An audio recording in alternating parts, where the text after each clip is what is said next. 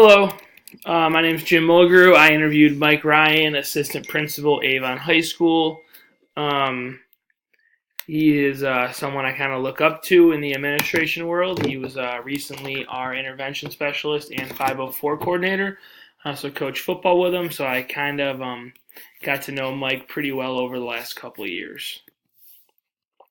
Topics we talked about briefly were 504 implementation, lack of home support, working as a team entirely on the IEP team, general educators, administrators, intervention specialists, and obviously parents and the student.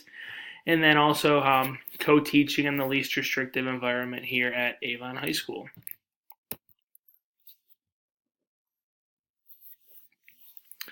So 504 implementation is one who has a physical or mental impairment that hinders their everyday tasks, must have a regard of this impairment, or regard to, that's a typo, must be regarded to have an impairment.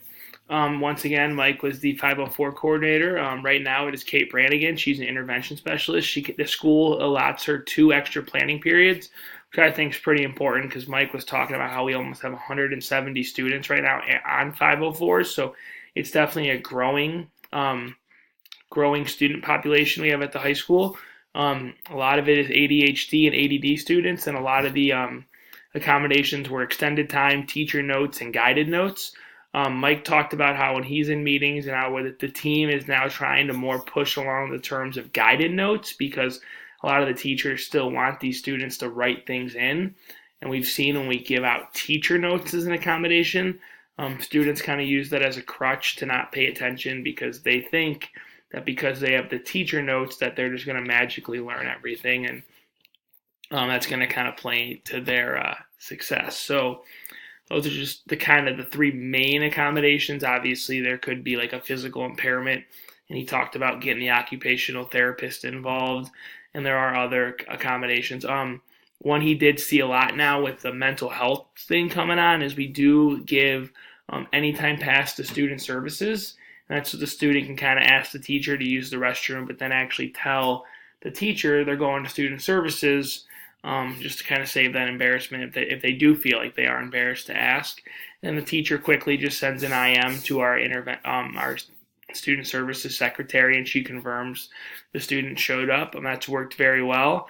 And it's something I think is really important because a lot of these students kind of see student services as a safe zone. And one thing that's really cool our intervention specialists have done is all 504s and IEPs are listed on Power Teacher.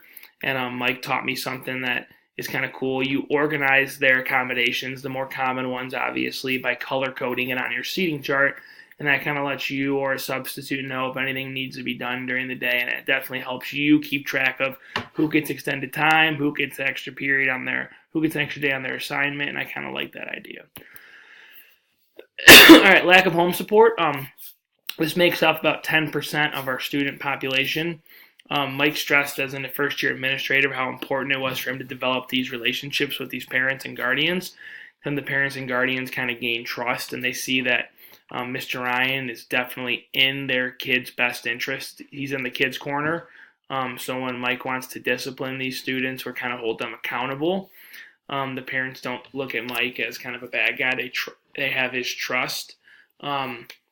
He likes to call home for positives, and he also kind of pushes that towards our intervention specialists to kind of call home to parents to give positive referrals for how well our students on our IEPs are doing at the beginning of the year, and that kind of builds that relationship, and that kind of takes us through the winter and the spring.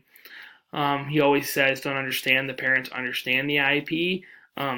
Obviously, they might be new to this. They might not obviously have an educational background, so kind of explain things thoroughly. If they have questions, ask them. We don't want to get off track, he says, and get on to like a 3-hour meeting. We want to stick to an agenda, but he says he will answer appropriate questions. Again, talking about high-profile families, we need to make sure we plan an agenda beforehand, communicate with teachers, don't let the parents get off the agenda, and then show them you care. I think that's where the ethics of care come in. If the parents think you care for their child and they see you're passionate about it, then they will probably definitely cause you less issues in the long run. Team. So we have at our IEP meetings the general education teacher, intervention specialist, administrator, parent, guardian, and a student. Mike says the role sitting in as an administrator is entirely different than an intervention specialist. Intervention specialist, you're more running the meeting.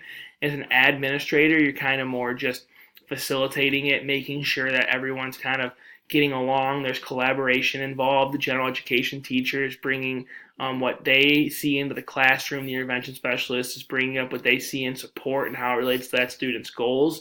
And then obviously Mike's there and wants to show the parent and guardian that he wants the child to get the best and appropriate accommodations for his or her child. And I think he sees now more of the parent side, how they are coming and they want obviously the best thing they can have for their child. And high school is going to set their kid up for college and potentially the workforce. So he says he gets a little bit less frustrated as an administrator than what he was a intervention specialist.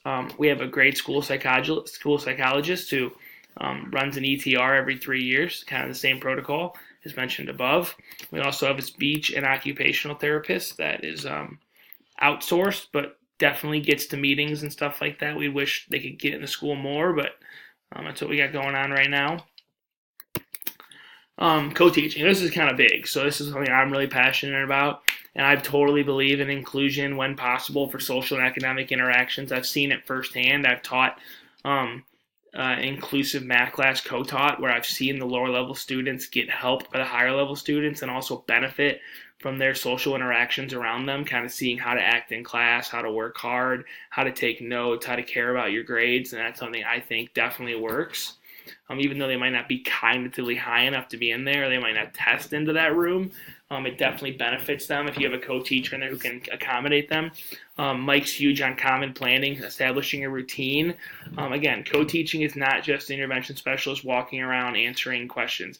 Co-teaching is just another teacher in there who's an expert on the topic, as same as the regular teacher, and the co-teacher's job and the regular teacher should be on a routine so the kids understand what is expected of both teachers.